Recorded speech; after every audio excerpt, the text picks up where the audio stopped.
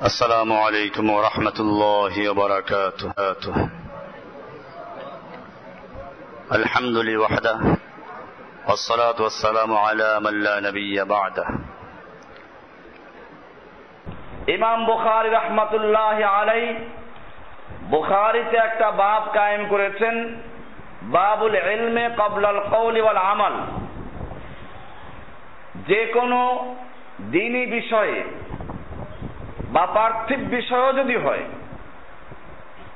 কথার বিষয় হলে বলার আগে, আমলের বিষয় হলে আমল করার পূর্বে ইলম অর্জন করা জরুরি। উনি দলিল পেশ করেছেন কোরআনের সূরা মুহাম্মাদের 19 নম্বর আয়াত দিয়ে। আল্লাহ সুবহানাহু ওয়া তাআলা বলেছেন, ফা'লাম আন্নাহু লা ইলাহা ইল্লাল্লাহ। ফা'লাম, ইলম অর্জন করো, জেনে নাও, আন্নাহু লা ইলাহা ইল্লাল্লাহ, আল্লাহ ছাড়া আর কোনো ইলাহ নেই। এখানে আল্লাহ সুবহানাহু ওয়া তাআলা শুরু করেছেন ফা'লাম দিয়ে। এমনি ভাবে ইমাম বুখারী রাহমাতুল্লাহ আলাইহি অনেকগুলো হাদিস দিয়ে দলিল পেশ করেছেন, যেগুলোর মধ্যে ইলম অর্জন করার ফজিলত রয়েছে।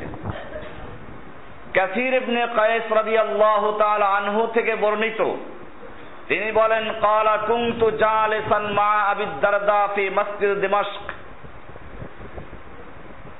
কাসীর ইবনে কায়েস বলেন, আমি আবু দারদা রাদিয়াল্লাহু তাআলা আনহুর সঙ্গে দামেস্কের মসজিদে বসেছিলাম। ফাজাআহু রাজুলুন, এমত অবস্থা এই বিশিষ্ট সাহাবী আবু দারদার কাছে একটা লোক এলো। ফাকালা ইয়া আবু দারদা ইন্নী জিইতুকা মিন মদিনাতির রাসূল সাল্লাল্লাহু আলাইহি ওয়াসাল্লাম লিহাদিসিন বালাগানি আন্নাকা তুহাদ্দিসুহু আন রাসূলিল্লাহি সাল্লাল্লাহু আলাইহি ওয়াসাল্লাম।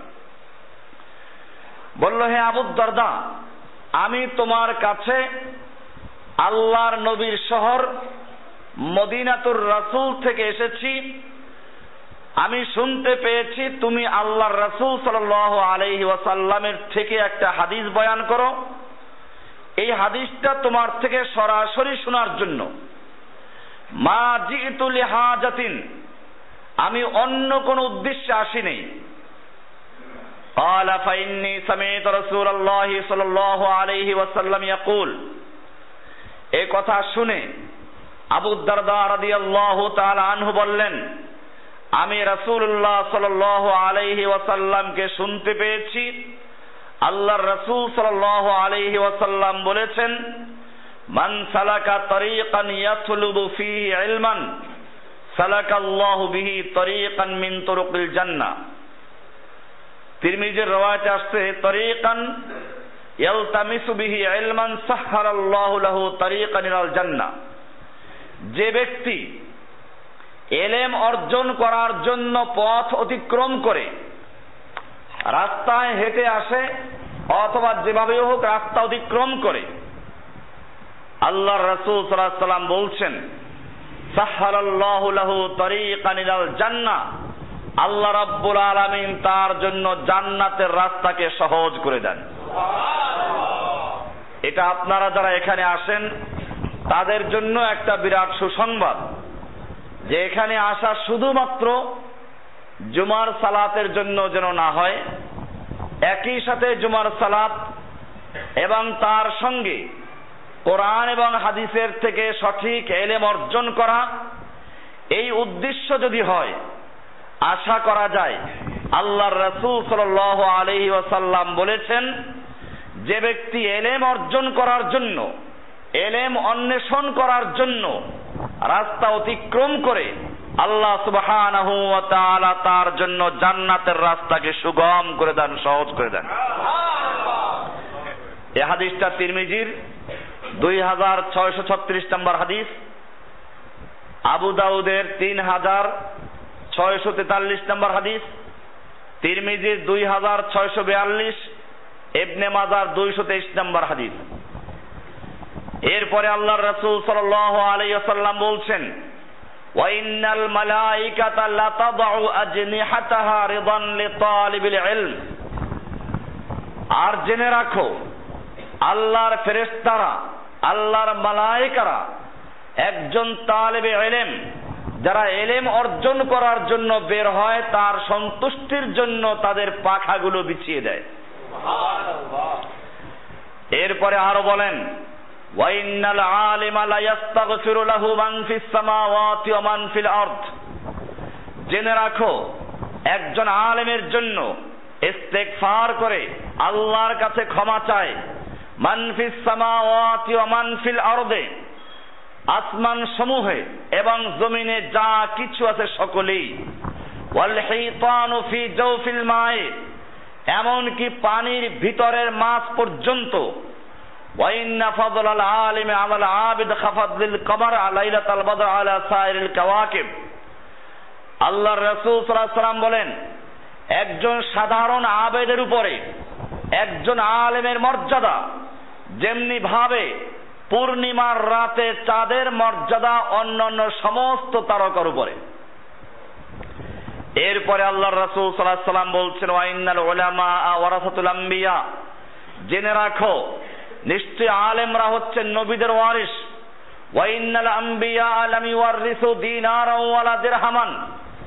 নবীরা দিনার দিরহাম, টাকা পয়সা, দুনিয়ার সম্পদ এর ওয়ারিস বানান না। ওয়া ইন্নামা ওয়ারাসুল ইলমা, তারা ওয়ারিস বানান ইলমের। ফামান আখাযাহু আখাযা বিহাজ্জিন ওয়াফির। সুতরাং যে ব্যক্তি ইলম অর্জন করলো, সে নবুয়তের রেখে যাওয়া সম্পত্তির একটা বড় অংশ অর্জন করলো, দখল করলো। এমনি ভাবে আল্লাহর রাসূল সাল্লাল্লাহু আলাইহি ওয়াসাল্লাম ইরশাদ করেছেন, আবু হুরায়রা থেকে বর্ণিত, মা মিন রাজুলিন ইয়াসলুকু তারিকান ইয়াতলুবু ফীহি ইলমান সাহহারাল্লাহু লাহু বিহি তারিকাল জান্নাহ। যে ব্যক্তি ঘর থেকে বের হয় রাস্তা অতিক্রম করে ইলম অর্জন করার জন্য, আল্লাহ সুবহানাহু ওয়া তাআলা তার এই রাস্তায় চলার কারণে জান্নাতের রাস্তা সুগম করে দেন। ওয়া মান আবতা বিহি আমালুহু লাম ইউসরি বিহি নাসাবুহু। আর যেই ব্যক্তির আমল তাকে অগ্রগামী করতে পারে না, তার আমল তাকে পিছিয়ে রেখেছে, তার বংশ মর্যাদা তাকে এগিয়ে নিতে পারবে না। এটার অর্থ হচ্ছে এই, মানুষ বংশের গৌরব করে। সালাতের পরে যে দোয়াগুলো আছে তার মধ্যে একটা দোয়া আছে, ওয়ালা ইয়ানফাউ যাল জাদ্দি মিনকাল জাদ্দু। কারো বংশ মর্যাদা, কারো অর্থ মর্যাদা, এটা কারো মর্যাদা বৃদ্ধি করে না আল্লাহর কাছে। আল্লাহর রাসূল সাল্লাল্লাহু আলাইহি ওয়াসাল্লাম বলেছেন, মান আবতা বিহি আমালুহু লাম ইউসরি বিহি নাসাবুহু। যার আমল তাকে পিছনে রেখেছে, তার বংশ মর্যাদা তাকে অগ্রগামী করতে পারবে না। এজন্য আরবি কিছু কবিতা আছে, লাইসাল ইয়াতীমুল্লাযী ক্বাদ মাতা ওয়ালিদুহু ইন্নাল ইয়াতীমা ইয়াতীমুল ইলমি ওয়াল আদাবি। ওই ব্যক্তি আসলে এতিম না যে ব্যক্তির পিতা মরে গেছে। আসলে এতিম হচ্ছে ওই ব্যক্তি যেই ব্যক্তির মধ্যে ইলম নাই, কোরআন হাদিসের জ্ঞান নাই, সে হচ্ছে আসলে এতিম। এই কবি আরো বলেছেন, লাইসাল জামালু বিআসওয়াবিন তুযায়্যিনুনা ইন্নাল জামালা জামালুল ইলমি ওয়াল আদাবি। পোশাকের সৌন্দর্য বা লেবাস, পোশাকের সৌন্দর্য, চেহারার সৌন্দর্য, এইগুলো আসল সৌন্দর্য না। ইন্নাল জামালা জামালুল ইলমি ওয়াল আদাবি। প্রকৃতপক্ষে কোরআন হাদিসের ইলম, জ্ঞান দ্বারা যে ব্যক্তি নিজেকে সজ্জিত করে, সেই হচ্ছে আসল সজ্জিত ব্যক্তি। এজন্য আমাদের মনে রাখতে হবে, আমরা যে আমলগুলো করব এ সম্পর্কে সঠিক ইলম অর্জন করা। কোন পীর বলল, আমরা মেনে নিলাম, আমল করতে শুরু করলাম। অনেক লোকেরা করে, আমল করতে শুরু করলাম। এটা করা যাবে না যতক্ষণ পর্যন্ত কোরআন এবং হাদিসের সঠিক দলিল না থাকবে। অতক্ষণ পর্যন্ত যদি দুনিয়ার সব মানুষ একাত্র হয়ে করে, তাও করা যাবে না। কারণ হচ্ছে এই, আল্লাহর রাসূল সাল্লাল্লাহু আলাইহি ওয়াসাল্লাম বলেছেন, তারাকতু ফীকুম আমরাইন, আমি তোমাদের মাঝে দুটো জিনিসকে রেখে যাচ্ছি, লান তাযিল্লু মা তামাসসাকতুম বিহিমা, তোমরা পথভ্রষ্ট হবে না, পদস্খলিত হবে না, পদচ্যুত হবে না, বিভ্রান্ত হবে না, যতক্ষণ পর্যন্ত দুটো জিনিসকে শক্তভাবে ধরে রাখবে। সেই দুটো জিনিস কি? বড় বড় পীর, সেই দুটো জিনিস বড় বড় মসজিদের ইমাম, সেই দুটো জিনিস বড় বড় মাদ্রাসার মুফতি, সেই দুটো জিনিস দুনিয়ার সব মানুষ, সেই দুটো জিনিস বাইতুল মুকাররমের ইমাম আর আজাদ মসজিদের খতিব। আল্লাহর রাসূল সাল্লাল্লাহু আলাইহি ওয়াসাল্লাম বলেছেন, সেই দুটো জিনিস হচ্ছে কিতাব আল্লাহি ওয়া সুন্নাত রাসূলিহি ওয়া ফি রিওয়ায়াতিন ওয়া সুন্নতি। আল্লাহর রাসূল সাল্লাল্লাহু আলাইহি ওয়াসাল্লাম বলছেন, যেই দুটো জিনিস তোমরা শক্তভাবে ধারণ করবে, যেই দুটো জিনিস তোমরা শক্তভাবে ধারণ করলে পথভ্রষ্ট হবে না, পদচ্যুত হবে না, বিভ্রান্ত হবে না, গোমরাহ হবে না, সেই দুটো জিনিস হচ্ছে আল্লাহর কিতাব কোরআন এবং আমার হাদিস, আমার সুন্নাহ, আমার সহিহ হাদিসগুলো। অবশ্যই এখানে অনেক জাল হাদিস ঢুকে গেছে, এই জাল হাদিসগুলোকে বর্জন করতে হবে। এই সমাজে আল হাদিস বলে অনেক জাল হাদিস বয়ান করা হয়, বলা হয় আল হাদিস, আসলে জাল হাদিস, আর মানুষ এই জাল হাদিসগুলো শুনে তারপরে বিভ্রান্ত হয়। একটু পরে আলোচনা ইনশাআল্লাহ দুই একটা জাল হাদিস শোনা হবে।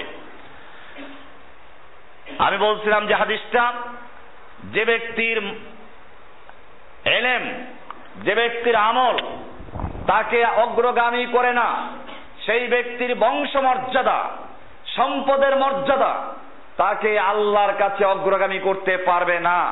হাদিসটা আছে আবু দাউদের 3645 নম্বর হাদিস।